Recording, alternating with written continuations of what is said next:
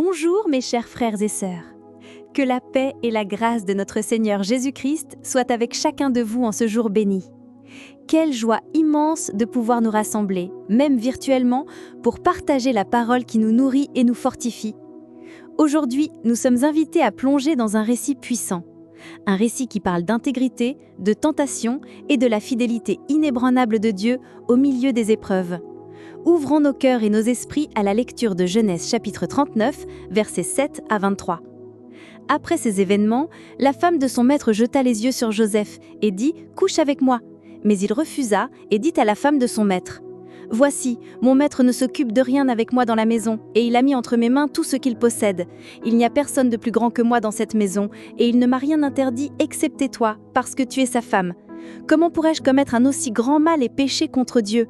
Bien qu'elle parlât chaque jour à Joseph, il refusa de coucher avec elle ou même d'être avec elle. Un jour, il entra dans la maison pour faire son travail et aucun des serviteurs de la maison n'était là. Elle le saisit par son vêtement en disant « Couche avec moi ». Mais il laissa son vêtement dans sa main, s'enfuit et sortit dehors. Lorsqu'elle vit qu'il avait laissé son vêtement dans sa main et qu'il s'était enfui, elle appela les gens de la maison et leur dit « Voyez, il nous a amené un Hébreu pour se moquer de nous. Il est venu vers moi pour coucher avec moi, mais j'ai crié très fort. Et lorsqu'il a entendu que j'élevais la voix et que je criais, il a laissé son vêtement à côté de moi et s'est enfui dehors. » Elle garda le vêtement de Joseph jusqu'au retour de son mari. Elle lui parla ainsi. « Le serviteur hébreu que tu nous as amené est venu vers moi pour se moquer de moi. Mais lorsque j'ai élevé la voix et crié, il a laissé son vêtement à côté de moi et s'est enfui dehors. » Lorsque le maître de Joseph entendit les paroles de sa femme, sa colère s'enflamma.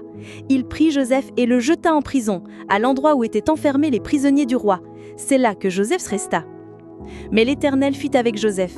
Il lui témoigna sa bonté et le fit trouver grâce aux yeux du chef de la prison. Et le chef de la prison confia à Joseph la responsabilité de tous les détenus. Tout ce qui s'y faisait, c'était lui qui en était responsable. Le chef de la prison ne s'occupait de rien de ce que Joseph avait en charge, car l'Éternel était avec lui et faisait prospérer tout ce qu'il entreprenait. Quel passage inspirant, n'est-ce pas ? L'histoire de Joseph nous rappelle que la tentation est réelle et peut venir de là où on s'y attend le plus. Mais notre réponse à la tentation révèle la profondeur de notre foi et de notre caractère. Joseph, bien qu'éloigné de sa famille et vivant en terre étrangère, a gardé son intégrité. Il n'a pas seulement fui le péché, il l'a fait avec la conviction profonde que pécher contre l'homme, c'est avant tout pécher contre Dieu. Et même lorsque l'injustice l'a frappé et qu'il était emprisonné à tort, la présence de Dieu ne l'a pas abandonné. Au contraire, le Seigneur était avec lui, lui accordant faveur et prospérité, même dans les circonstances les plus adverses. Cela nous enseigne que la présence de Dieu ne nous exempte pas des épreuves, mais nous assure que nous ne les affronterons jamais seuls et que Dieu peut utiliser chaque situation pour accomplir ses desseins plus grands. Maintenant que nos cœurs sont touchés par cette vérité, je vous invite à nous unir dans la prière. Seigneur notre Dieu, Père de toute grâce et de toute miséricorde, nous nous approchons de toi en ce moment avec humilité et gratitude. Nous te remercions pour ta parole, qui est une lampe à nos pieds et une lumière sur notre sentier, comme nous l'enseigne le psaume 119-105. Nous reconnaissons, ô Père, que nous vivons dans un monde rempli de tentations, où l'ennemi cherche sans relâche à nous détourner de tes voies. Comme Joseph, nous sommes souvent confrontés à des choix qui mettent à l'épreuve notre foi et notre loyauté envers toi. Nous te demandons, Seigneur, de nous accorder la même force et le même discernement que tu as donné à Joseph. Que nous puissions en tout temps avoir la clarté d'esprit pour comprendre que pécher contre notre prochain, c'est pécher contre toi, toi qui vois et sais tout. Aide-nous à fuir toute apparence du mal, à résister aux séductions de ce monde et à garder les yeux fixés sur Jésus, l'auteur et le consommateur de notre foi, comme nous y exhorte Hébreux 12:2. Nous savons que, même en agissant justement, l'injustice peut nous atteindre et les fausses accusations peuvent nous ébranler. Mais l'histoire de Joseph nous réconforte car elle montre que toi, Seigneur, tu es avec nous dans chaque prison, dans chaque vallée, à chaque moment d'adversité. Nous prions pour que ta bonté et ta faveur nous accompagnent comme elles ont accompagné Joseph, ouvrant des portes et accordant la grâce même dans les circonstances les plus improbables. Que nous puissions nous reposer dans ta souveraineté, sachant que toutes choses concourent au bien de ceux qui t'aiment et sont appelés selon ton dessein, comme nous le révèle Romains 8:28.